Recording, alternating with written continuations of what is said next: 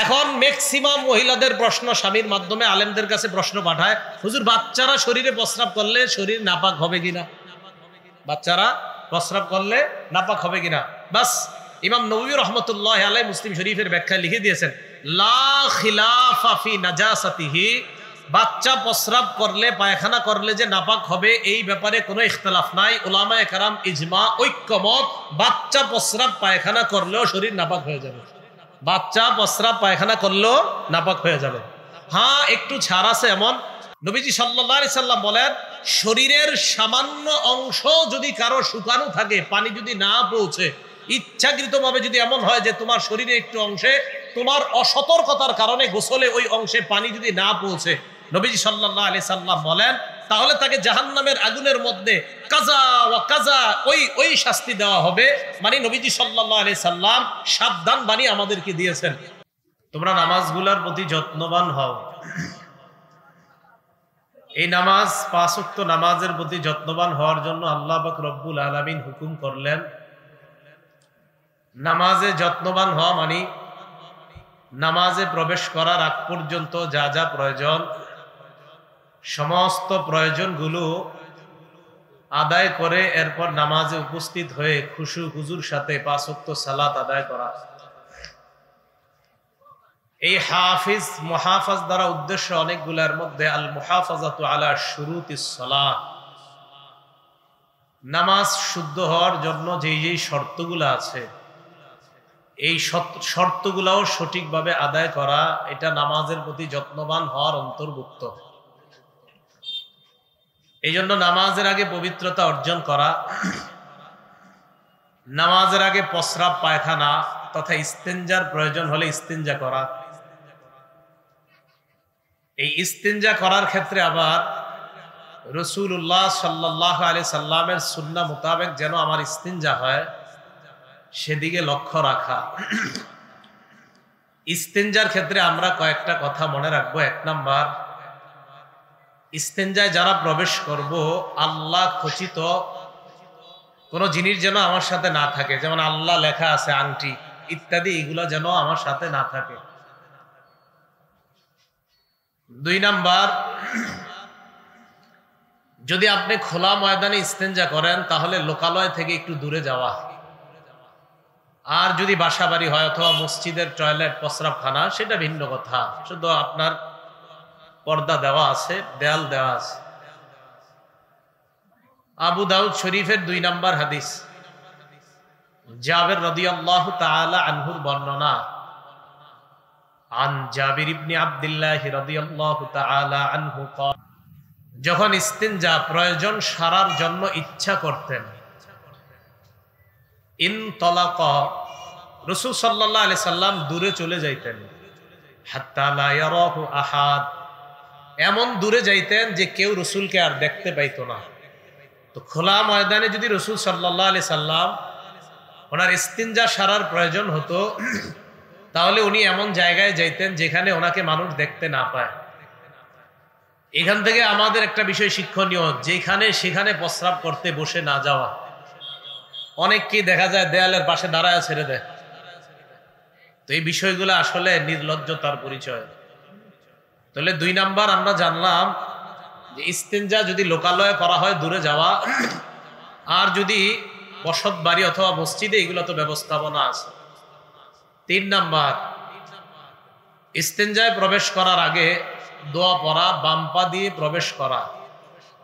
সহিহ বুখারী হাদিস number 142 number হাদিস। এই হাদিসের বর্ণনাকারী সাহাবা আনাস রাদিয়াল্লাহু তাআলা আন, রাসূল সাল্লাল্লাহু আলাইহি সাল্লামের খাদেম।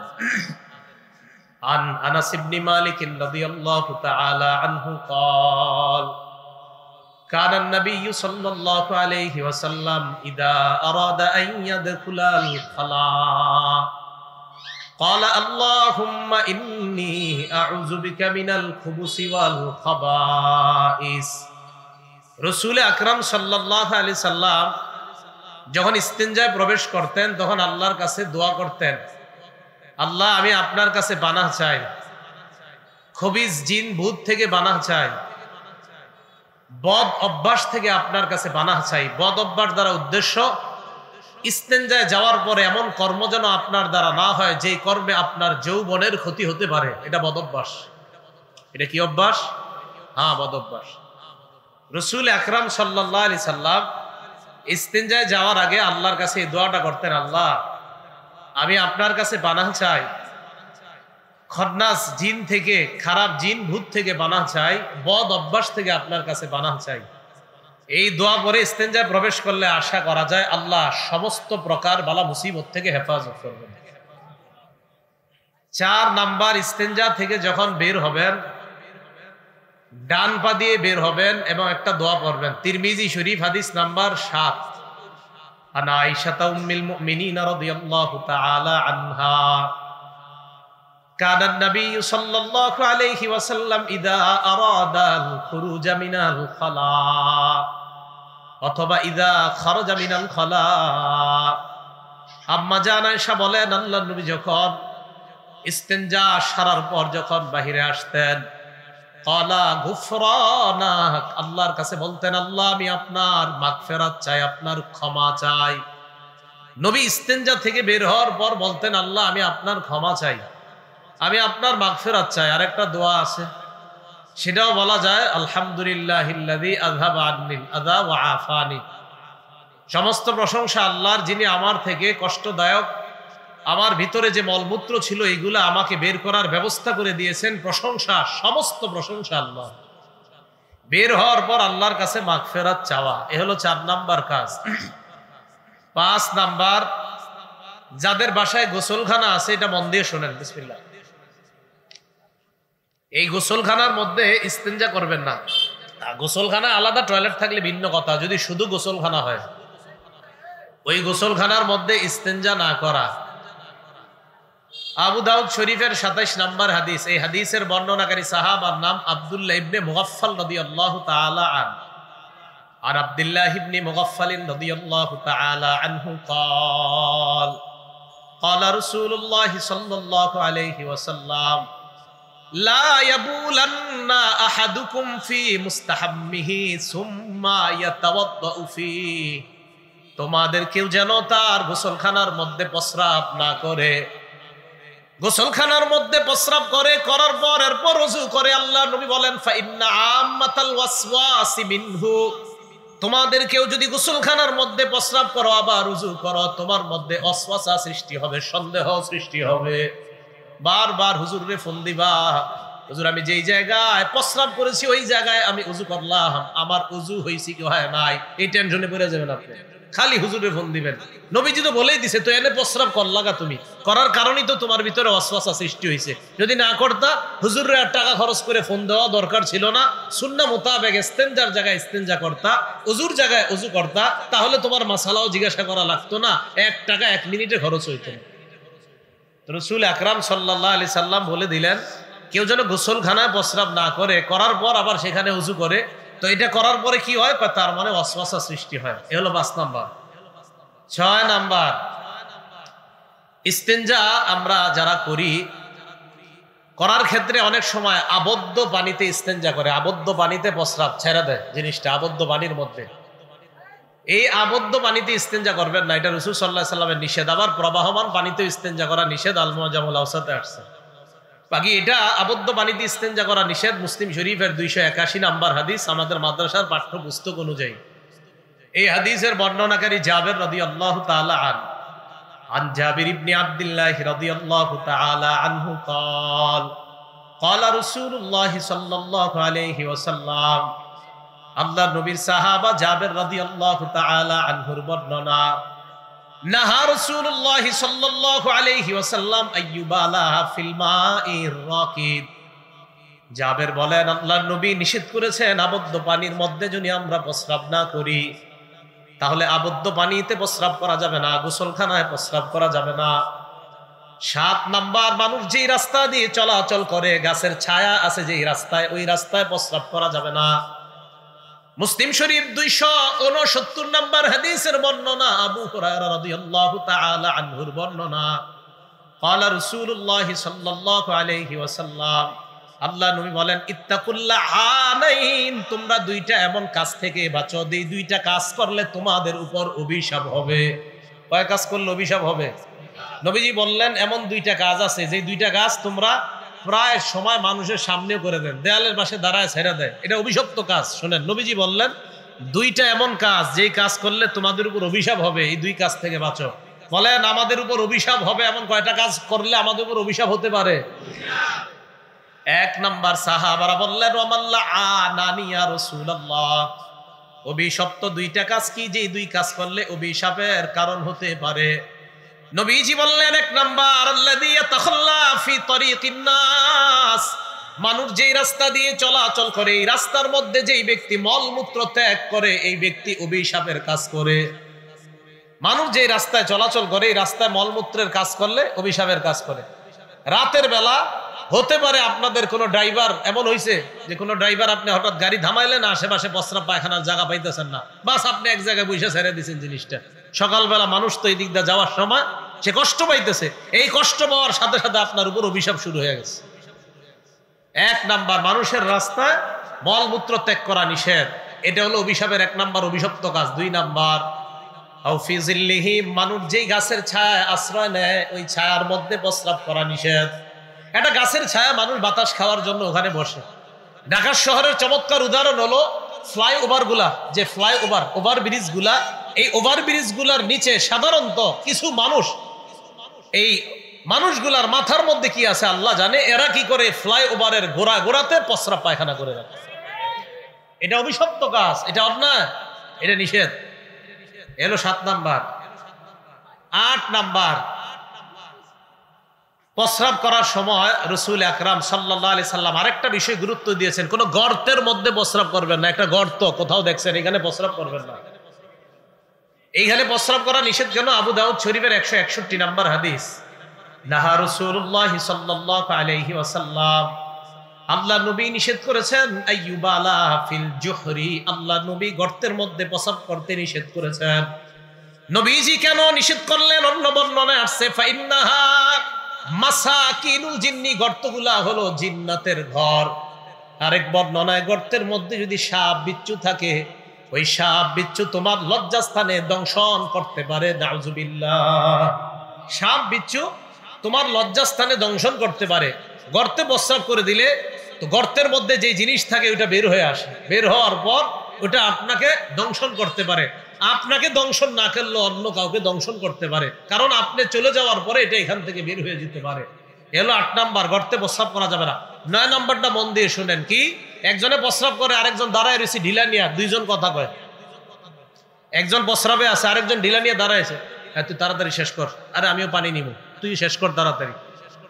এই যে দুইজনে কথা, এই ইস্তেঞ্জার সময় কথা বলা নিষেধ। কথা বুঝে আসছে? বলেন ইস্তেঞ্জার সময় কি বলা নিষেধ? হ্যাঁ, এটা গর্হিত কাজ, এটা অন্যায় কাজ, কথা বলা যাবে না। রাসূল আকরাম সাল্লাল্লাহু আলাইহি সাল্লাম নিষেধ করেছেন। নাসাই শরীফের 37 নাম্বার হাদিস, আব্দুল্লাহ ইবনে ওমর রাদিয়াল্লাহু তাআলা আনহুমার বর্ণনা। আর আব্দুল্লাহ ইবনে ওমর রাদিয়াল্লাহু তাআলা আনহুমা قال, আব্দুল্লাহ ইবনে ওমর রাদিয়াল্লাহু তাআলা আনহুমার বর্ণনা, মাররা রাজুলুন আলান নবী সাল্লাল্লাহু আলাইহি ওয়াসাল্লাম ওয়া হুয়া ইয়াবুল, আল্লাহ নবীর পাশ দিয়ে এক ব্যক্তি অতিক্রম করলেন। আল্লাহ নবী তখন প্রস্রাব করতেছিলেন। এই মাসালাটা ভালো করে শুনেন।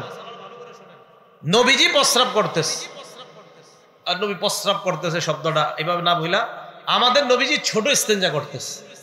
নবীজি ছোট ইস্তেঞ্জা করতেছে, যেটা আমরা প্রস্রাব বলি, আমরা যেটাকে প্রস্রাব বলি। রাসূল আকরাম সাল্লাল্লাহু আলাইহি সাল্লাম ছোট ইস্তেঞ্জা সারছিলেন, যেটাকে আমরা প্রস্রাব বলি। আমাদের শানে ঠিক আছে প্রস্রাব শব্দগুলো, সমস্যা নেই।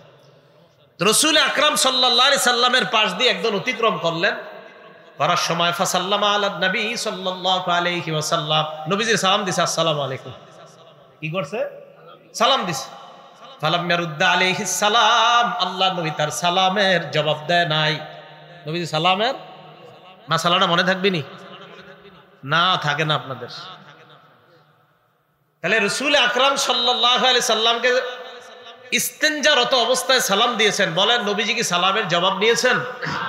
তাহলে যে কোনো সময় সালাম দেওয়া বা সালামের জবাব নেওয়া কি জায়েজ আছে? তাহলে যেই কোনো সময় সালাম দিবে আর সালামের জবাব নিবে, এই কথা ঢালাও ভাবে বলা যাবে না, এটা ঠিক না। কথা বুঝে মনে থাকবে তো সবার? রাসূল আকরাম সাল্লাল্লাহু আলাইহি সাল্লামকে সালাম দিলেন, নবীজি সাল্লাল্লাহু আলাইহি সাল্লাম সালামের জবাব দেন নাই। আর একটা হাদিস শোনেন, আবু দাউদ শরীফের 15 নম্বর হাদিস। এই হাদিসের বর্ণনাকারী আবু সাঈদ রাদিয়াল্লাহু তাআলা তিনি বলেন, সামিআতুন নাবিয়্যা সাল্লাল্লাহু আলাইহি ওয়াসাল্লাম ইয়াকুল। এটা মন দিয়ে শুনেন। দেশ গ্রামে আমি দেখছি অনেকে করে, ঢাকা করেন কিনা জানি না। নবীজি বলেন, লা ইয়াখরুজুর রাজুলান ইয়াদরিবানিল গাইতা, দুই ব্যক্তি বের হয়েছে মল মূত্র ত্যাগ করার জন্য। একজন এক পাশে বসছে, আরেকজন আরেক পাশে, অথবা ঢাকার শহর একজন এক প্রস্রাবখানায় আরেকজন আরেকটায়, অথবা দুই টয়লেটের মধ্যে একজনে একটাতে আরেকজনে আরেকটাতে বসছে, দুইজনে দুইটায়। বসার পর নবীজি বলেন, রহুমা ইয়াকশিফান, আরেক বর্ণনায় কাশিফাইনি আন আওরাতাইহিমা, কয় দুজনেরই তো লজ্জাস্থানে কাপড় নাই, দুইজন দুই জায়গায় আছে কিন্তু লজ্জাস্থানে কাপড় নাই, উপর দিয়ে খোলা আছে। কয় কিরে কি খবর? এই পাশ থেকে জবাব দেয়, হ্যাঁ ঠিকঠাক চলতেছে। নবীজি বলেন, ইয়াতাহাদ্দাসান, এই দুইজন যদি কথা বলে, ফা ইন্নাল্লাহা ইয়ামকুতু আলা যালিকা, এই দুইজনের উপর আল্লাহ অসন্তুষ্ট হয়ে যায়। নাউযুবিল্লাহ। তাহলে কথা বলা যাবে না। বলেন ইস্তেঞ্জারত অবস্থায় কি বলা যাবে না? কথা বলা যাবে না। আল্লাহ আমাদেরকে কথাগুলো মনে রাখার তৌফিক দান করেন। এগুলো 9 নাম্বার। 10 নাম্বার, প্রস্রাবের ছিটা ফোঁটা থেকে খুব সতর্কতার সাথে বাঁচতে হবে। প্রস্রাবের ছিটা ফোঁটা থেকে সতর্কতার সাথে বাঁচতে হবে। এই জন্য তো টিস্যু ব্যবহার ইত্যাদির জোর দেয় উলামায়ে কেরাম। ইবনে মাজাহ হাদিস নাম্বার 282 নাম্বার হাদিস। এই হাদিসের মধ্যে আসছে, আর মসজিদগুলার প্রস্রাবখানাগুলাও এমনভাবে তৈরি করা যেন প্রস্রাব করার পর মুসল্লি যারা ইস্তেঞ্জা সারবে তাদের উপর ছিটা আসা, অথবা পানি ছাড়ার পর এমন সিস্টেম করা যেই পানির কারণে পানি ওই প্রস্রাবে লেগে প্রস্রাবের ছিটা আমার গায়ে না আসে, এমনভাবেই তৈরি করা। এবং বাসা বাড়ি তো এমন করা। তবে কষ্টের বিষয়, অনেক জায়গায় আপনার এটা হয়ে যায়, পানি পড়ার পর ওই না পাকিটা শরীরে এসে যাচ্ছে। এটা কিন্তু সতর্ক থাকা, মসজিদের দায়িত্বশীল যারা, এটা সবাই সতর্ক থাকা। রাসূল আকরাম সাল্লাল্লাহু আলাইহি সাল্লাম কি ভয়ঙ্কর কথা বলেছেন দেখেন। মানে নবীজির কথা ভয়ঙ্কর না, বাকি এই কাজ যারা করে তাদের এই আমলটা কতটা ভয়ঙ্কর এটা দেখেন। ইবনে মাজাহ 282 নাম্বার হাদিস। মাররা রাসূলুল্লাহ সাল্লাল্লাহু আলাইহি ওয়াসাল্লাম বিকবরাইনি জাদীদাইন, নবী দুইটা নতুন কবরের পাশ দিয়ে অতিক্রম করলেন। এটা ইবনে মাজাহর বর্ণনা। অন্য বর্ণনা আসছে, মাররা রাসূলুল্লাহ সাল্লাল্লাহু আলাইহি ওয়াসাল্লাম আলাল কবরাইন, নবী দুই কবরের পাশ দিয়ে গেলেন। যাওয়ার সময় আল্লাহ নবী বললেন, ইন্নাহুমা লা ইউআযাবান, এই দুই কবরের মধ্যে যারা আছে তাদেরকে আযাব দেওয়া হচ্ছে, তাদেরকে শাস্তি দেওয়া হচ্ছে। আল্লাহ নবী বললেন, ওমা ইউআযাবানি ফি কাবীর, তাদেরকে বড় কোনো কঠিন কারণে শাস্তি দেওয়া হচ্ছে না। সাহাবাদেরকে আল্লাহ নবী বললেন, দুইটা অপরাধের কারণে দুই কবরওয়ালা শাস্তি পাইতেছে। কয় অপরাধ? 1 নাম্বার, আম্মা আহাদুহুমা ফাকানা ইয়ামশি বিন নামিমা, একজন চুগলখড়ি করত, একজনের কথা আরেকজনের কাছে লাগিয়ে বেড়াইতো, এই জন্য তার কবরে শাস্তি হচ্ছে। ও আম্মাল আখার ফাকানা লা ইস্তাতিরু মিনাল বাউল, আরেকজন প্রস্রাবের ছিটা ফোঁটা থেকে বাঁচতো না।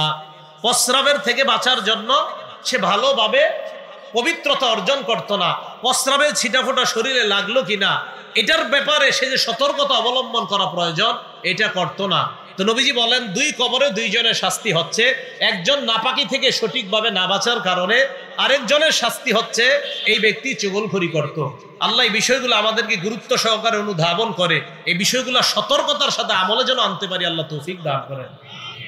11 নাম্বার, প্রস্রাব ইত্যাদি করার সময় কেবলার সামনে দিয়েও প্রস্রাব পায়খানা করবেন না, কেবলা পিছনে দিয়েও প্রস্রাব পায়খানা করবেন না। আবার বলছি, কেবলা সামনে দিয়েও প্রস্রাব পায়খানা করা যাবে না, কেবলা পিছনে দিও না। মা বোনরা শোনেন, বাচ্চাদেরকে কমোডে কেবলা পিছনে দিয়ে অথবা কেবলা সামনে দিয়ে বাচ্চাদেরকেও বসাবেন না।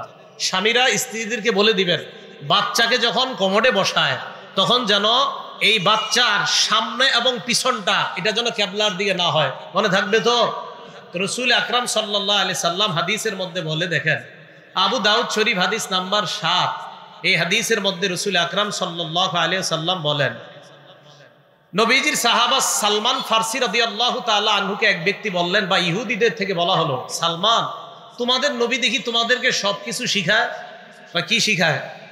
এক বর্ণনা আসছে, ক্বাদ আল্লামাকুম নাবিয়্যুকুম কুল্লা শাইইন হাত্তাল খিরাআহ, তোমাদের নবী দেখি তোমাদেরকে সব কিছু শিখায়, প্রস্রাব পায়খানা কিভাবে করবা এটাও দিয়ে শিখায়। বলেন আলহামদুলিল্লাহ। আমাদের নবী আমাদেরকে এত মায়া করে যে প্রস্রাব পায়খানা কিভাবে সঠিকভাবে করা যাবে এটাও শিখেছে। হযরতে সালমান গর্ব করে বলতেন, আজাল, হ্যাঁ হ্যাঁ, আমাদের নবী এত মায়া, এইগুলো আমাদেরকে শিখাইয়া দিছে। সুবহানাল্লাহ। শুধু তাই নয়, আমরা কিভাবে কোথায় বসবো শিখাইয়া দিছে। লাকাদ নাহানা আন নাস্তাকবিলাল কিবলা, আল্লাহ নবী আমাদেরকে নিষেধ করেছেন আমরা যেন প্রস্রাব পায়খানা করার সময় বিগাইতিন আও বাউলিন, গায়েত মানে হলো টয়লেটে যেটা করা হয়, বাউলিন মানে হলো প্রস্রাব, মলমূত্র ত্যাগ করার সময় যেন আমরা কিবলাকে সামনে না রাখি। এটা আবু দাউদ শরীফের 7 নম্বর হাদিস। তাহলে কিবলা সামনে রাখা যাবে না, এতটুকু পাইলাম। আর কিবলা যে পিছনে রাখা যাবে না, এই দলিল পরের হাদিসে, আবু দাউদের 8 নম্বর হাদিসে রাসূল সাল্লাল্লাহু আলাইহি সাল্লাম বলেছেন, লা ইস্তাকবিলিল কিবলাতা ওয়ালা ইস্তাদবিরহা। মাদ্রাসা ছাত্র যারা আছেন আপনারা তো জানেনই, ইস্তিকবালে কিবলা, ইস্তিদবারে কিবলা, আবু দাউদ এবং তিরমিজির লম্বা আলোচনা। তো কিবলাকে সামনেও দেওয়া যাবে না, কিবলাকে পিছনেও দেওয়া যাবে না। আল্লাহ আমাদের সকলকে এবং বাচ্চাদেরকেও ছোটবেলা থেকে যেন এইভাবে অভ্যস্ত করে তুলতে পারি, আল্লাহ তৌফিক দান করেন। 12 নাম্বার, ইস্তেঞ্জা করার পর তাকান আমার দিকে, ডান হাত দিয়ে ইস্তেঞ্জার পবিত্রতাটা সারবেন না। কোন হাত দিয়ে? মানে ডান হাত ব্যবহার করবেন না, বাম হাত ব্যবহার করবেন, ডান হাত না। সহিহ বুখারী হাদিস নাম্বার 154 নাম্বার হাদিস। ক্বালা রাসূলুল্লাহ সাল্লাল্লাহু আলাইহি ওয়াসাল্লাম, আল্লাহ নবী বলেন, ইদা বালা আহাদুকুম, তোমাদের কেউ যখন প্রস্রাব করে, ফালা ইয়াখুযান্না যাকারাহু বিয়ামিনিহি, সে যেন তার ডান হাতের মাধ্যমে লজ্জাস্থান স্পর্শ না করে। তোমাদের কেউ যখন ইস্তেঞ্জা করে, প্রস্রাব করে, সে যেন ডান হাত দ্বারা তার লজ্জাস্থান না ধরে, স্পর্শ না করে। ওয়ালা ইয়াস্তানজিয়া বিয়ামিনিহি, ডান হাত দ্বারা যেন ওই ইস্তেঞ্জার জায়গাটা, অপবিত্র জায়গাটা যেন ডান হাতের মাধ্যমে পবিত্র না করে। হ্যাঁ, ডান হাতে আপনি পানির জিনিসটা ধরতে পারেন, কিন্তু আপনার লজ্জাস্থান বা অপবিত্র জায়গাগুলোতে যেন ডান হাত না লাগে। কথা মনে থাকবে তো? এটা হলো 12 নাম্বার। তাহলে বাম হাত দ্বারা। 13 নাম্বার, ইস্তেঞ্জা করার সময় যারা ঢিলা ব্যবহার করবেন, কমপক্ষে 3টা ঢিলা ব্যবহার করবেন। কয়টা? 3টা। যদি মাটির ঢিলা ইত্যাদি আর কি ব্যবহার করা হয়, তো ঢাকা তো টিস্যু ব্যবহার করা হয়। গ্রামগঞ্জের মাদ্রাসাগুলাতে এখনো আছে। হযরত মনে মেখল পড়ছেন না? মেখল তো আছে এখনো। তো এইগুলা চট্টগ্রাম কেন্দ্রিক মাদ্রাসাগুলাতে এখনো ঢিলা আছে, দেশগ্রামে আছে। পাহাড়পুর মাদ্রাসা, কুমিল্লা, আমাদের এই মাদ্রাসাগুলাতে এখনো আছে। তো ঢিলা ব্যবহার করলে কমপক্ষে 3টা। আবু দাউদ শরীফের 7 নম্বর হাদিসে ওই যে হযরত সালমান ফার্সি বলেছেন, নবীজি আমাদেরকে নিষেধ করেছেন, আন্নাস্তানজিয়া বিআকাল্লা মিন সালাসাতি আহজার, 3টা পাথরের কম যেন আমরা না নেই, 3টার বেশি যেন নেই। তাহলে ঢিলা কমপক্ষে 3টার চেয়ে বেশি হওয়া যায়। যারা ঢিলা নিবেন, ওই সুন্নাহ যদি কেউ আদায় করতে পারেন করবেন। আর কি, এটা করার পর পানি ব্যবহার করবেন। এটা করার পর কি ব্যবহার করবেন? পানি। সূরা তওবার 108 নম্বর আয়াত যখন নাজিল হয়েছে, এই আয়াতের অনুবাদটা আগে শোনেন, এরপরে ঘটনাটা শোনাই।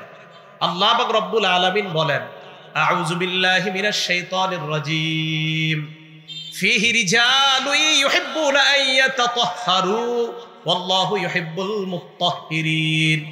আল্লাহ পাক কোরআনের মধ্যে জানায়া দেয়, অমুক এলাকায় মসজিদের মধ্যে একদল মুসল্লি আছে।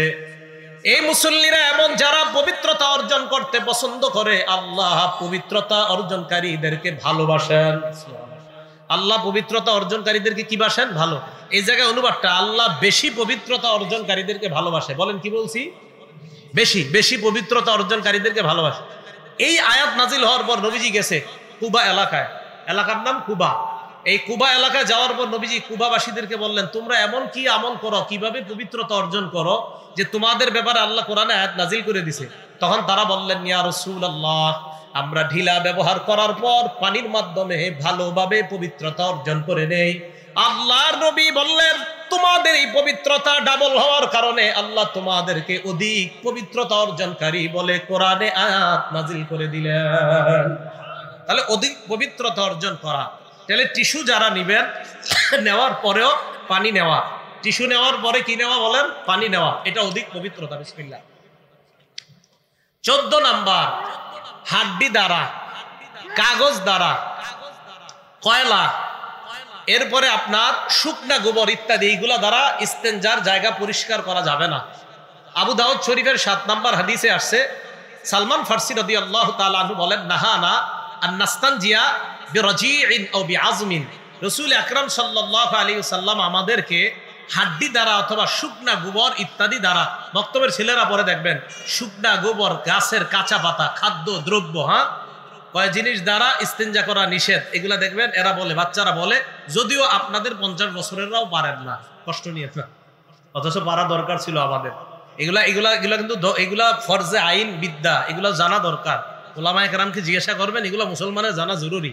তা আপনি পবিত্রতা অর্জন করা সঠিকভাবে তো জানলেন না, কষ্ট নেন নাই তো, তাহলে কষ্ট না নিলে শিখে নিয়েন, শিখবেন, শিখে নিয়েন সবাই, আল্লাহ শিখার তৌফিক দান করেন।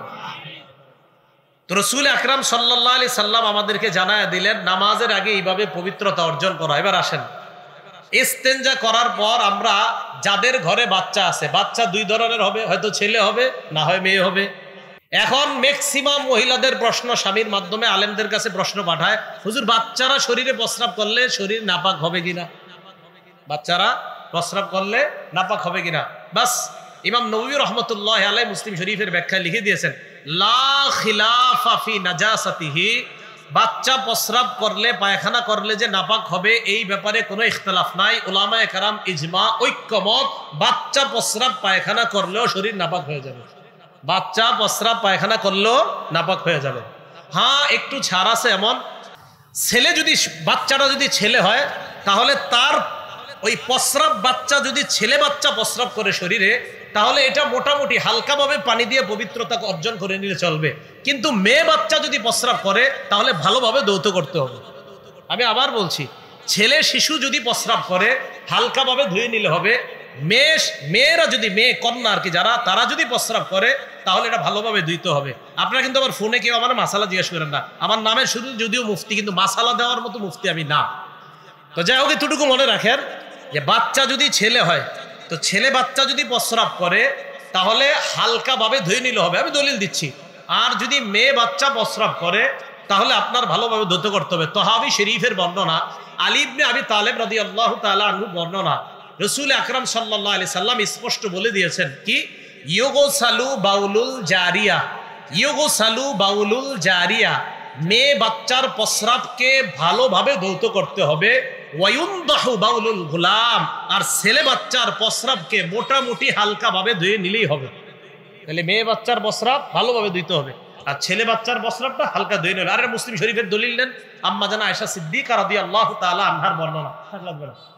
আম্মা জানা আয়েশা সিদ্দিকা রাদিয়াল্লাহু তাআলা আনহা বলেন, উতিয়ান নবী সাল্লাল্লাহু আলাইহি ওয়াসাল্লাম বিসাবিয়িন ইয়ারদা, আম্মা জানা আয়েশা বলেন আল্লাহর নবীর কাছে একটা শিশুর বাচ্চা আনা হলো, দুধের বাচ্চা। এই শিশুকে আল্লাহ নবীর কোলে দেওয়া হয়, শিশুটা ছিল ছেলে শিশু। আল্লাহ নবীর কোলে দেওয়ার পর বালা ফি হাজরিহি, আল্লাহ নবীর কোলে প্রস্রাব করে দিছে, আল্লাহ নবীর কোলে প্রস্রাব করে দিছে, ছেড়ে দিছে বাচ্চাটা। তো নবীজি দেখে নবীজির কোলে প্রস্রাব করে দিছে।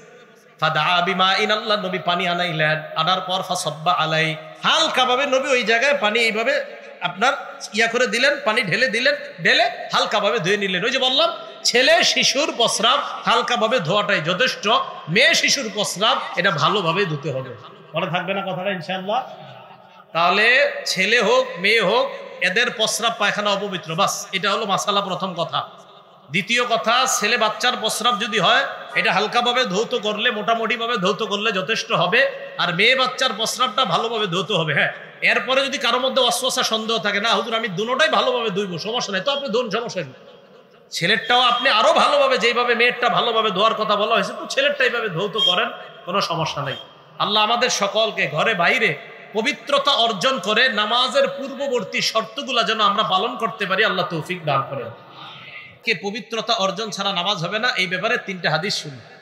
তিরমিজি শরীফের 1, 2, 3, এই প্রথম 3টা হাদিস শুনবো আমরা। তিরমিজি শরীফের 1 নম্বর হাদিস, ক্বালা রাসূলুল্লাহ সাল্লাল্লাহু আলাইহি ওয়াসাল্লাম লা তুকবালু সালাতুন বিগাইরি তুহুরিন, আল্লাহ নবী বলেন পবিত্রতা অর্জন ছাড়া লা তুকবালু সালাত, কোনো নামাজ গ্রহণ করা হবে না।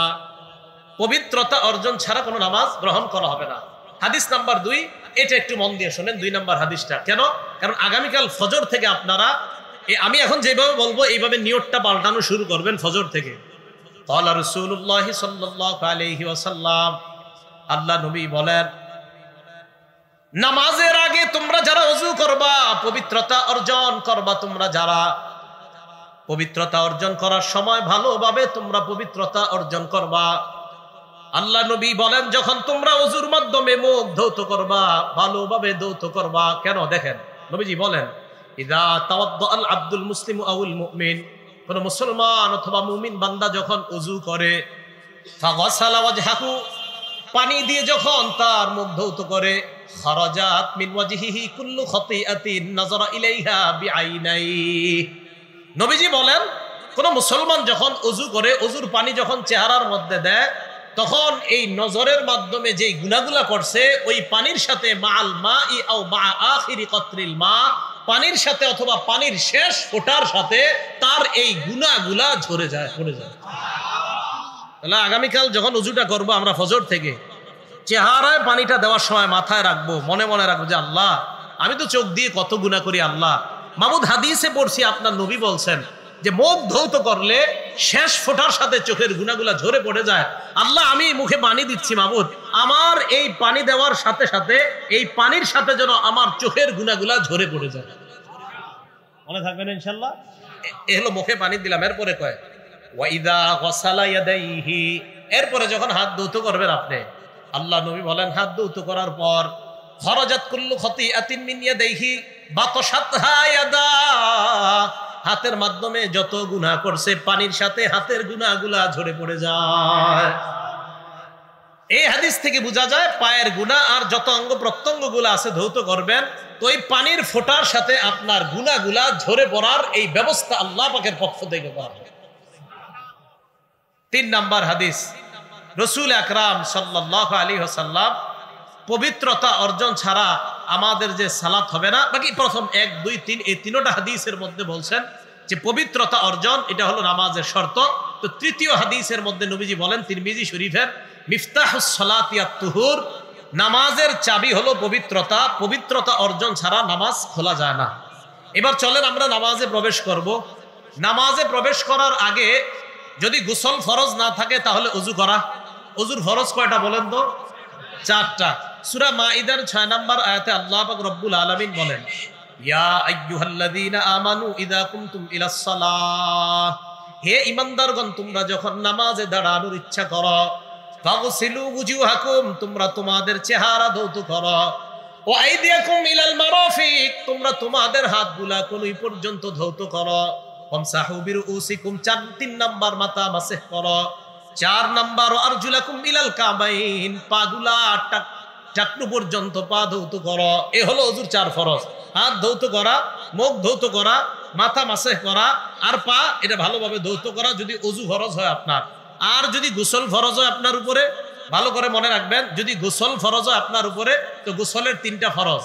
1 নাম্বার ভালোভাবে কুলি করা, 2 নাম্বার নাকের নরম জায়গা পর্যন্ত পানি পৌঁছায় দেওয়া, 3 নাম্বার সমস্ত শরীরে পানি পৌঁছায় দেওয়া। রাসূল আকরাম সাল্লাল্লাহু আলাইহি সাল্লাম বলেন, মান তারাকা মাউদিআ, মান তারাকা মাউদিআ, নবীজি সাল্লাল্লাহু আলাইহি সাল্লাম বলেন, শরীরের সামান্য অংশ যদি কারো শুকানো থাকে, পানি যদি না পৌঁছে, ইচ্ছাকৃতভাবে যদি এমন হয় যে তোমার শরীরে একটু অংশে তোমার অসতর্কতার কারণে গোসলে ওই অংশে পানি যদি না পৌঁছে, নবীজি সাল্লাল্লাহু আলাইহি সাল্লাম বলেন তাহলে তাকে জাহান্নামের আগুনের মধ্যে কাজা ওয়া কাজা ওই শাস্তি দেওয়া হবে। মানে নবীজি সাল্লাল্লাহু আলাইহি সাল্লাম সাবধান বাণী আমাদেরকে দিয়েছেন। তাহলে গোসলের সময় মাথায় রাখা, ভালোভাবে কুলি করা, নাকের নরম জায়গা পর্যন্ত পানি পৌঁছায় দেওয়া, সমস্ত শরীরে পানি পৌঁছায় দেওয়া। কোনো কারণে কুলি করতে আপনি ভুলে গেলেন, নাকে পানি দিলেন আর সমস্ত শরীরে পানি দিলেন, কুলি করতে আর মনে নাই, তখন গোসল করার পরে এক গ্লাস পানি খেয়ে নেবেন, হয়ে যাবে। কি খেয়ে নেবেন? মানে বড় সাথে পানি খেয়ে নেবেন, হয়ে যাবে। অথবা পানি মুখে দিয়ে করে কুলি করে ফেলায় দিবেন। বাকি শরীরের কোনো অংশ যেন আপনার শুষ্ক না থাকে। কথাগুলো মনে থাকবে না? এবার নামাজের মধ্যে আমরা যারা প্রবেশ করব, নামাজের বাহিরে কয় ফরজ? 7 ফরজ। নামাজের ভিতরে বাহিরে মোট কয় ফরজ? 13 ফরজ। বাহিরে কয় ফরজ? মানে এটি কি মক্তবের পড়া? কোরআন হাদিসে আছে। কে মক্তবে পোলাবান করে কোরআন হাদিস থেকে পড়ানো হয়, খালি ওরা দলিলটা দেয় না। আপনারা মনে করেন মক্তবের পড়া কি আমরা পড়বো নাকি? দেখি আপনারা কোরআন হাদিসের এগুলো পড়ছেননি। নামাজের বাহিরে 7 ফরজ। 1 নাম্বার শরীর পাক করা, শরীর পবিত্র করা।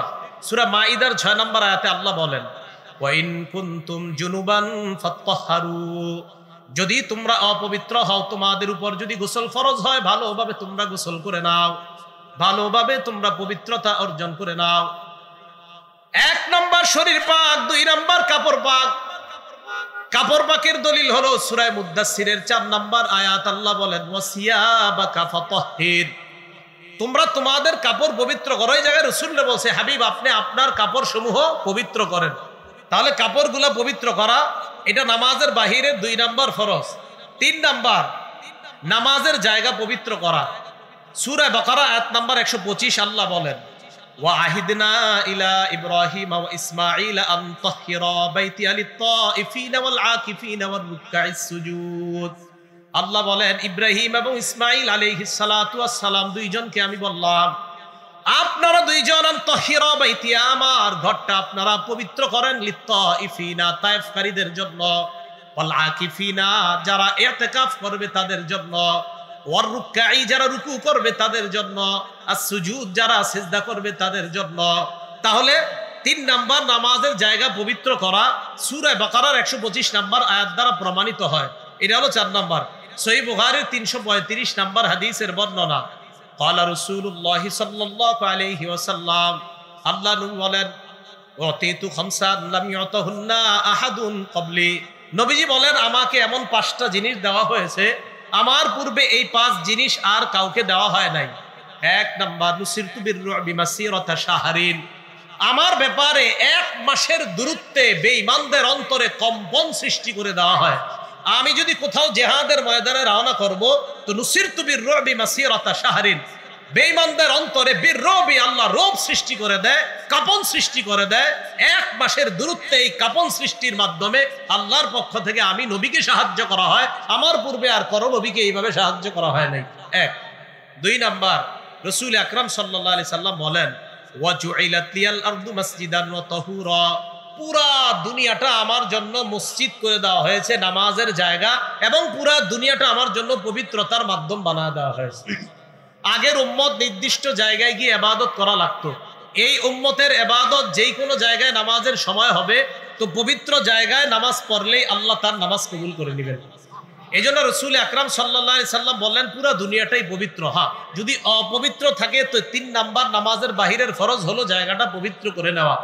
রাসূল আকরাম সাল্লাল্লাহু আলাইহি সাল্লামকে যে 5টা জিনিস দেওয়া হয়েছে এর মধ্যে 3 নাম্বার নবীজি বলেন ওয়া উহিল্লাত লিয়াল গনাইম, গনিমতের মাল আমার জন্য বৈধ করে দেওয়া হয়েছে। 4 নাম্বার ওয়া উতিতু শাফাআ, আমাকে ব্যাপকভাবে সুপারিশ করার বৈধতা দেওয়া হয়েছে। কিয়ামতের ময়দানে মানুষ বিপদের মধ্যে পড়বে, আল্লাহর পক্ষ থেকে আমাকে সর্বপ্রথম ব্যাপকভাবে আল্লাহ যেন বিচারের পাল্লা কায়েম করেন, এই সুপারিশের বৈধতা একমাত্র আমাকে দেওয়া হবে। 5 নাম্বার ওয়া কানান নাবিয়্যু ইবাসু ফি কওমিহি খাসসা, অন্যান্য নবীদেরকে নির্দিষ্ট গোত্রের মধ্যে প্রেরণ করা হয়েছে। ওয়া বুইসতু ইলান নাসি আম্মা, আমাকে গোটা জগতের জন্য নবী হিসেবে আল্লাহ প্রেরণ করছেন। তাহলে এই 5টা জিনিসের মধ্যে 2 নাম্বার হলো পুরা দুনিয়াটা আমার জন্য আল্লাহ পবিত্রতা এবং সিজদার জায়গা বানিয়েছেন। তাহলে পবিত্র হওয়া জায়গা এটা হলো নামাজের বাহিরের 7 ফরজের 3 নাম্বার ফরজ। 4 নাম্বার ফরজ সতর ডাকা। সূরা আরাফের 31 নাম্বার আয়াতে আল্লাহ বলেন ইয়া বানি আদম খুযু জিনাতাকুম ইনদা কুল্লি মসজিদ, হে আদম সন্তান তোমরা নামাজের সময় তোমাদের পোশাক সাজসজ্জা অবলম্বন করো। মা বোনরা পা খোলা রাখতে পারবে সর্বোচ্চ, হাতের 2টা কবজি থেকে আপনার এই হাত খোলা রাখা, আর চেহারা মোটামুটি ভাবে, আর পুরা শরীরের অংশ সব ঢেকে রাখতে হবে মা বোনরা। আর পুরুষের জন্য নাভি থেকে হাঁটুর নিচ পর্যন্ত ঢেকে রাখতেই হবে। আর এছাড়া যে পোশাকগুলা দরকার এই পোশাকগুলা ব্যবহার করা, এটা হলো আপনার 4 নাম্বার সতর ডাকা। 5 নাম্বার কেবলামুখী হওয়া। সূরা বাকারা 144 নাম্বার আয়াতে আল্লাহ বলেন ফাওয়াল্লি ওয়াজহাকা শাতরাল মাসজিদিল হারাম, আপনি আপনার চেহারাটাকে কিবলার দিকে ফিরান। এটা হলো নামাজের বাহিরের 5 নাম্বার ফরজ। 6 নাম্বার ফরজ ওয়াক্ত মতো নামাজ পড়া। সূরা নিসার 103 নাম্বার আয়াতে আল্লাহ বলেন ইন্নাস সালাতা কানাত আলাল মুমিনিনা কিতাবাম মাওকুতা, নিশ্চয়ই ঈমানদারদের উপর সময় মতো নামাজ ফরজ। এটা হলো 6 নাম্বার। 7 নাম্বার নিয়ত করা। বুখারী শরীফের 1 নাম্বার হাদিস, আল্লাহ রাসূল সাল্লাল্লাহু আলাইহি সাল্লাম বলেন ইন্নামাল আমালু বিন্নিয়াত, সমস্ত আমলের প্রতিদান নির্ভর করে নিয়তের উপর। নাসাই শরীফের হাদিসের বর্ণনা ক্বালা রাসূলুল্লাহ সাল্লাল্লাহু আলাইহি ওয়াসাল্লাম ইন্নাল্লাহা লা ইয়াকবালু মিনাল আমাল ইল্লা মা কানা লাহু খালিসা, নিশ্চয় আল্লাহ কোনো আমল কবুল করে না যদি একনিষ্ঠভাবে আল্লাহর জন্য ওই আমলটা করা না হয়, আল্লাহ আমাদের সকলকে নামাজের বাহিরের যে এই 7 ফরজ, এই ফরজগুলো যেন আমরা যথাযথভাবে আদায় করে এরপর নামাজের ভিতরে আমরা ঢুকবো। আল্লাহ ওই বাহিরের 7টা ফরজ জেনে শুনে আমল করার তৌফিক দান করেন। তাহলে জায়গা পবিত্র হওয়া, পোশাক পবিত্র হওয়া, শরীর পবিত্র হওয়া, শরীরে নাপাকি না থাকা, কাপড়ে নাপাকি না থাকা, যেই জায়গায় সেজদা করব এই জায়গাগুলোতে নাপাকি না থাকা, এই বিষয়গুলা গুরুত্ব দেওয়া। নামাজের ভিতরে 6 ফরজ। 1 নাম্বার তাকবীরে তাহরিমা বলে নামাজ শুরু করা। সূরা মুদ্দাসসিরের 3 নাম্বার আয়াত আল্লাহ বলেন ওয়া রাব্বাকা ফাকাব্বির, আপনি আপনার রবের বরত্ব বর্ণনা করেন, আল্লাহু আকবারের মাধ্যমে নামাজ শুরু করেন। তিরমিজি শরীফের 3 নাম্বার হাদিস, ক্বালা রাসূলুল্লাহ সাল্লাল্লাহু আলাইহি ওয়াসাল্লাম তাহরিমুহা আত-তাকবীর ওয়া তাহলিলুহা আত-তাসলিম। নামাজ শুরু করা হবে তাকবীরের মাধ্যমে। বাংলাটা ভালোভাবে মনে রাখবেন, নামাজের বাহিরে যত হালাল কাজ আল্লাহু আকবারের মাধ্যমে এই সব হালাল কাজকে হারাম করা হয়। নামাজের বাহিরে যেই কাজগুলা করা হালাল, এই আল্লাহু আকবারের মাধ্যমে নামাজের ভিতরে ওই বাহিরের হালালগুলা হারাম করা হয়। এই জন্য এটাকে বলা হয় তাকবীরে তাহরিমা ওয়া তাহলিলুহা আত-তাসলিম। সালামের মাধ্যমে ওই হালাল কাজগুলা আবার আপনার জন্য বৈধ করা হয়। তাহলে 1 নাম্বার তাকবীরে তাহরিমা বলা। 2 নাম্বার দাঁড়িয়ে নামাজ পড়া। সূরা বাকারার 238 নাম্বার আয়াতে আল্লাহ বলেন ওয়া কুমু লিল্লাহি কানিতিন, আল্লাহর সামনে তোমরা বিনীতভাবে দাঁড়াও। সহিহ বুখারীর 1117 নাম্বার হাদিস, 1117 নাম্বার হাদিসের বর্ণনা। ইমরান ইবনে হুসাইন রাদিয়াল্লাহু তাআলা আনহুর বর্ণনা, তিনি বলেন কানাত বি বাওয়াসির, আমার অর্শরোগ ছিল, অর্শরোগ। আমি নবীজির কাছে মাসালা জিজ্ঞাসা করলাম, যেহেতু আমার অর্শরোগ। সালতুন নবিয়্য সাল্লাল্লাহু আলাইহি ওয়াসাল্লাম আনিস সালাহ, আমি আল্লাহ নবীর কাছে জানতে চাইলাম, হুজুর আমার তো অর্শরোগ, আমি কিভাবে নামাজ পড়বো আমাকে বলেন। আল্লাহ নবী জবাব দিলেন সল্লি কাইমা, তুমি দাঁড়িয়ে নামাজ পড়ো। 1 নাম্বার কিভাবে? দাঁড়িয়ে। ফাইল্লাম তাস্তাতি ফাকাইদা, যদি তুমি দাঁড়িয়ে নামাজ পড়তে না পারো তাহলে বসে পড়ো। ফাইল্লাম তাস্তাতি ফাআলা জামবিন, যদি বসে না পারো তাহলে শুয়ে নামাজ পড়ো। তাহলে দাঁড়িয়ে না পারলে বসে। তাহলে কারো যদি দাঁড়ানোর সক্ষমতা থাকে, উনি সারাদিন বাজার করে, সব ঠিক আছে, মসজিদে গিয়ে চেয়ারে বসে ভালোভাবে হাইটা হাইটা মসজিদে যায়, আমার সাথে কথা বলতেছে 10 মিনিট দাঁড়ায়, কোনো সমস্যা হয় না। ইমাম সাহেবের সাথে উনি 10 মিনিট দাঁড়ায় কথা বলছে, সমস্যা হয় না। এখন মসজিদে গিয়ে উনি বসে নামাজ পড়ে, এটা তো হলো না। ওনার তো দাঁড়ানোর সক্ষমতা আছে, এখন উনি বসে নামাজ পড়লে কিভাবে নামাজ হবে? উনি তো দাঁড়ায় তো 10 মিনিট কথা বললো কিভাবে? তা আল্লাহর সামনে তো 10 মিনিটও 1 রাকাতে, ইমাম সাহেব কি 1 রাকাতে 10 মিনিট দাঁড়ায় থাকে না? তো আপনি দাঁড়ায় সব কিছু পারেন, খালি নামাজে গেলে চেয়ারে বসা লাগে, বিষয়টা না। বসার মাসালা ওই ব্যক্তির জন্য যে দাঁড়াইতে না পারে। ভাই কথা মনে থাকবে? সহিহ বুখারী 1117 নাম্বার হাদিস। সহিহ বুখারী 1117 নাম্বার হাদিস। ইমরান ইবনে হুসাইন বলেন কানাত বি বাওয়াসির, আমার অর্শরোগ ছিল।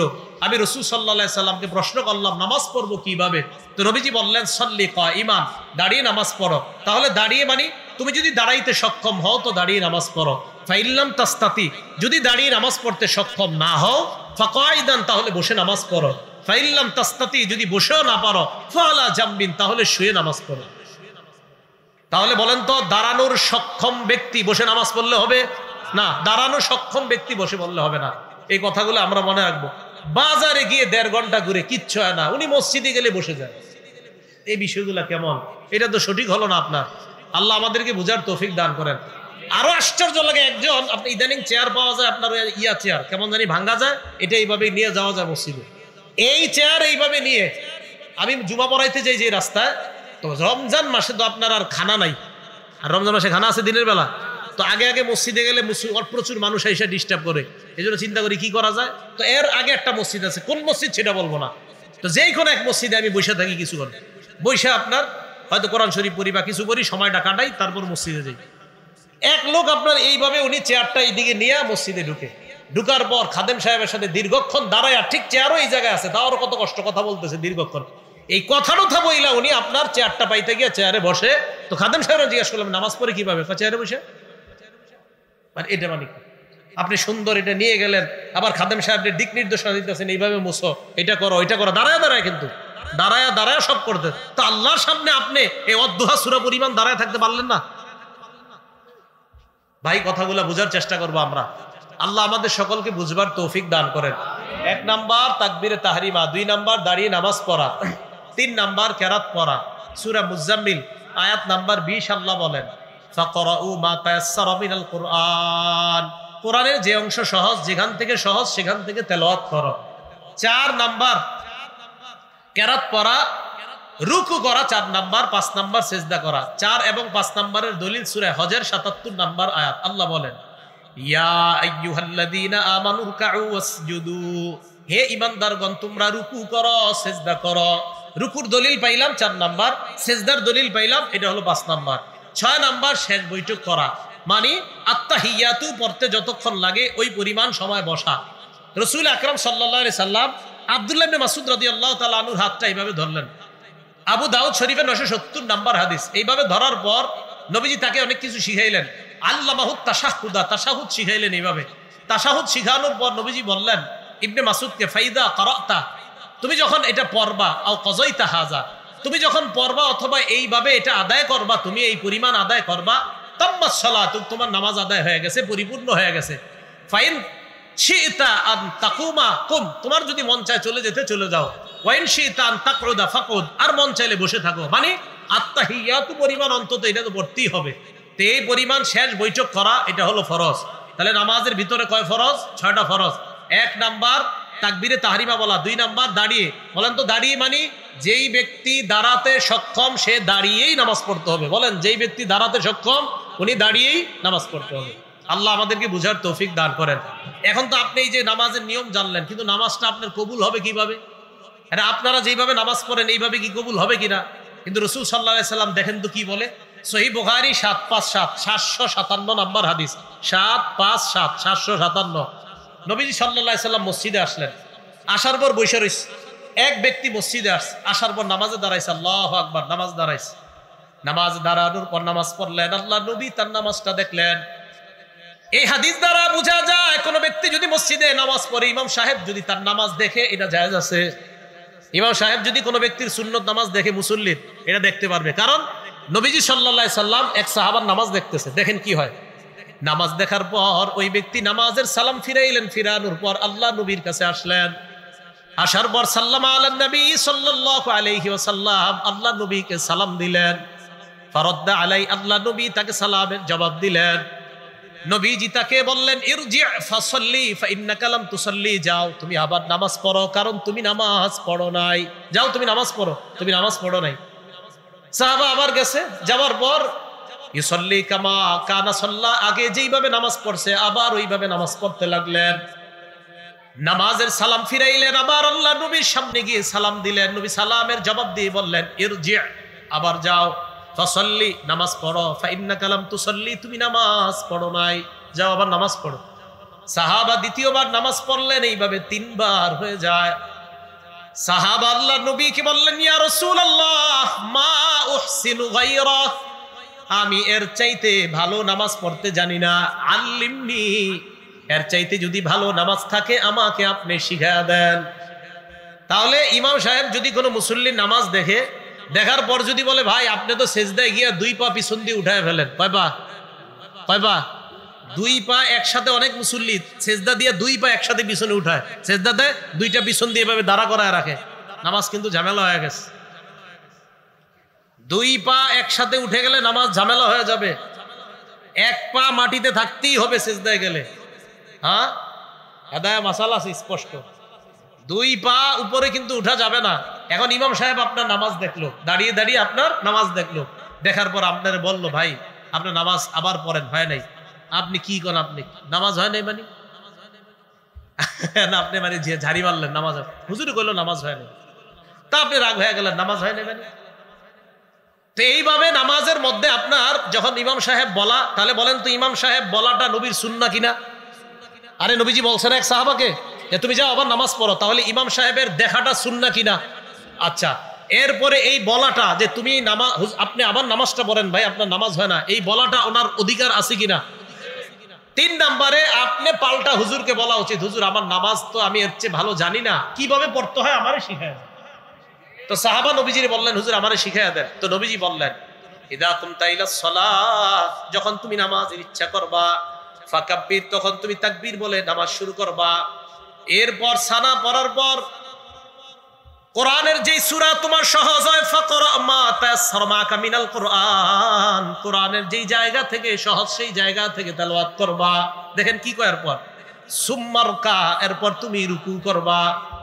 এখান থেকে মন দিয়ে শুনেন, রুকুর মধ্যে যখন তুমি যাইবা, হাত্তা তাতমাইন্না রাকিআ, ধীরস্থিরতার সাথে তুমি রুকু করবা, ধীরস্থিরতার সাথে তুমি রুকু করবা। বলেন বাংলাটা কিভাবে, আবার কিসের ভাবে? এরপরে কি কয় দেখেন, সুম্মার ফারাসাকা মিনার রুকু হাত্তা তা'তাদিলা কাইমা, রুকু থেকে সোজা হয়ে দাঁড়াবা। বলেন বাংলাটা, রুকু হয়ে। এবার আমার দিকে তাকান, মুরব্বীরা কষ্ট নিয়েন না, অনেক মুরব্বীরা এমন করে এমনি সোজা হয়ে হাঁটে, কিন্তু নামাজে রুকু থেকে এইভাবে বাঁকা হয়ে থাকে, মানে বুঝা ইমাম সাহেব সেজদা যান তাড়াতাড়ি, এভাবে উঠা আপনার পুরো ওঠে না, এভাবে থাকে, মানে তাড়াতাড়ি যান তাড়াতাড়ি। ভাই আপনার রুকু তো হলো না। রাসূল সাল্লাল্লাহু আলাইহি সাল্লাম বলছেন হাত্তা তা'তাদিলা কাইমা, আপনি একদম সোজা হয়ে দাঁড়াতে হবে। আচ্ছা আপনারা সত্যি করে বলেন এই ভুলগুলো হয় কিনা? এই যে রুকু থেকে এইভাবে সোজা হয়ে না দাঁড়ায়, এইভাবে থাকে, মানে উনি তাড়াতাড়ি সেজদায়, যদি ইমামের পিছনে হয় তাই বুঝায়, হুজুর আরে সেজদায় যান আপনি তাড়াতাড়ি, আমি তো আর পারতেছি না। এটা হলো হুজুরের পিছনে হইলে, আর একা একই হইলে তো বাস চলছে, একের পর এক চলতেছে এটা। এরপরে রাসূল সাল্লাল্লাহু আলাইহি সাল্লাম বলেন সুম্মাসজুদ, এরপর সেজদা করো। সেজদার মধ্যে তুমি এমন ভাবে সেজদা করবা হাত্তা তাতমাইন্না, যেন তুমি আশ্বস্ত হও, হ্যাঁ আমার সেজদাটা ধীরস্থিরতার সাথে হয়েছে। এরপর সেজদা থেকে দুই সেজদার মাঝখানে বসা। বলেন দুই সেজদার মাঝখানে, বলেন আমার সাথে, রব্বিগফিরলি, রব্বিগফিরলি, দুই সেজদার মাঝখানে এটা পড়বেন যদি পারেন। আর যদি আরেকটু পারেন, আল্লাহুম্মা গফিরলি ওয়ারহামনি ওয়াজবুরনি ওয়ারফানি ওয়াহদিনি ওয়াআফিনি ওয়ারযুকনি, দরকার নেই এত বড়টা, শুধু আল্লাহুম্মা গফিরলি, আল্লাহুম্মা গফিরলি বললে হবে, রব্বিগফিরলি আমাকে ক্ষমা করেন, রব্বিগফিরলি আমাকে ক্ষমা করেন। এখন দেখেন দুই সেজদার মাঝখান থেকে উঠছে, উঠার পর উনি সোজা হয়ে না বসে এইভাবে আছে, বাঁকা হয়ে আছে দুই সেজদার মাঝখানে। আর অনেকে কি করে, আপনার দুই সেজদার মাঝখানে এইভাবে বসে কেন জানেন? ওই উনি যেভাবে বসার কথা, যে এক পা দাঁড় করাবে আর এক পা বিছিয়ে দিবে, এই দেখেন এভাবে তো থাকবে না, এইভাবে, মানে এই পাটা আমার দাঁড়ানো থাকবে, হ্যাঁ এই পা দাঁড়ানো থাকবে, এই পাটা বিছানো থাকবে। এখন উনি এটা না বিছায় কি করে, দোনোটার উপরে এইভাবে বসে, অর্থাৎ আপনার পায়ের দুই পায়ের গোড়ালির উপরে বসলে অটোমেটিক এইভাবে বাঁকা হয়ে থাকে, গোড়ালির বসে এমনি থাকে গোড়ালিতে বৈশা। তাহলে দুই সেজদার মাঝখানে যদি বাঁকা হয়ে থাকেন, উলামায়ে কেরামকে জিজ্ঞাসা করেন, আপনি কোনো ওজর ছাড়া দুই সেজদার মাঝখানে যখন বাঁকা হয়ে আসেন, তখন আপনি তো সেজদা পরিপূর্ণ হইল না একটা। আপনার এক সেজদা হওয়ার জন্য শর্ত আপনি দুই সেজদার মাঝখানে সোজা হয়ে বসতে হবে, যদি না বসেন তো আপনার সেজদা আদায় হলো না। তা আবার ওই অবস্থায় সেজদায় চলে যাওয়া মানে আপনি সেজদা একটা করলেন, তারপরে তো দুই সেজদা হলো না। কথা মনে হয় বুঝেন নাই? আপনি দুই সেজদার মাঝখানে সোজা হয়ে বসায় তো ওয়াজিব নামাজের। তাহলে ভাই মেহেরবানি করে এই ভুলগুলো আপনারা করেন না, দুই সেজদার মাঝখানে সোজা হয়ে বসা। নবীজি ওই সাহাবারে বললেন, ইফআল যালিকা ফি সলাতিকা কুল্লিহা, আমি তোমারে এক রাকাত শিখাইয়া দিলাম, তুমি তোমার পুরা নামাজে এইভাবেই আমল করবা। এটাকে বলা হবে খুশু খুজু ওয়ালা নামাজ। কি নামাজ বলেন তো? খুশু খুজু ওয়ালা নামাজ। এটা আল্লাহ বলছেন হাফিজু আলাস সালাওয়াত, নামাজের প্রতি যত্নবান হও। তাহলে দেখেন নামাজের প্রতি যত্নবান হওয়ার জন্য নামাজের বাহির থেকে আমরা কত দূর থেকে আসতে হয়। ইস্তেনজাগুলা সুন্নাহ মোতাবেক হওয়া, পবিত্রতা সুন্নাহ মোতাবেক হওয়া, নামাজের ফরজগুলাও যেন সুন্নাহ মোতাবেক আদায় করা যায়, নামাজের ভিতরের ফরজগুলাও সুন্নাহ মোতাবেক আদায় করা। এইভাবে রাসূল আকরাম সাল্লাল্লাহু আলাইহি ওয়াসাল্লাম আমাদেরকে প্রত্যেকটা বিষয় এইভাবে যেন আমরা আদায় করতে পারি, আমাদেরকে শিখিয়ে দিয়েছেন। আল্লাহ তৌফিক দান করেন। মন দিয়ে শোনেন কথাটা। আল্লাহু আকবার বলার পর দাঁড়ানো অবস্থায় দুই সেজদা যেখানে আপনি দিবেন, ওই সেজদার জায়গায় আপনার নজর থাকবে। বলেন আমরা যখন নামাজে দাঁড়াবো আমাদের নজর কোথায় থাকবে?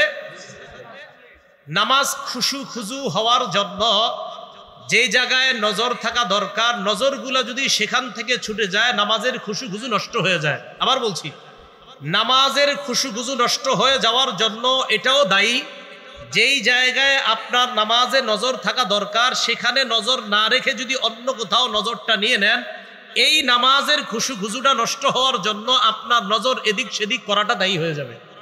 বলেন দাঁড়ানো অবস্থায় নজর কোথায় থাকবে? সেজদা দেওয়ার জায়গায়। সেজদা যখন আপনি দিবেন, সেজদা রুকু অবস্থায় দুই পায়ের মাঝখানে, সেজদা যখন দিবেন নাকের এই যে মাথাটা দেখেন, মাথা সেজদা যখন দিবেন এই নাকের মাথা বরাবর যখন আপনার দুই চোখটা থাকবে, আপনারা দেখবেন এত খুশু খুশু হয়। এখনই দেখেন এখনই দেখেন এই নাকটা এইভাবে দিয়ে দেখেন, নাকের এখানে দিলে কেমন যেন একটা আশ্চর্য কেমন জানি দেখা যায়। এই যে নাকে নাকে থাকান কেমন জানি মনে হচ্ছে, মনে হয় আপনি দুনিয়াতে নাই, অন্য কোথাও চলে যাবেন। নাকে থাকান আপনি, তাহলে সেজদায় গিয়ে আপনার নাকের জায়গাটা নজরটা থাকবে।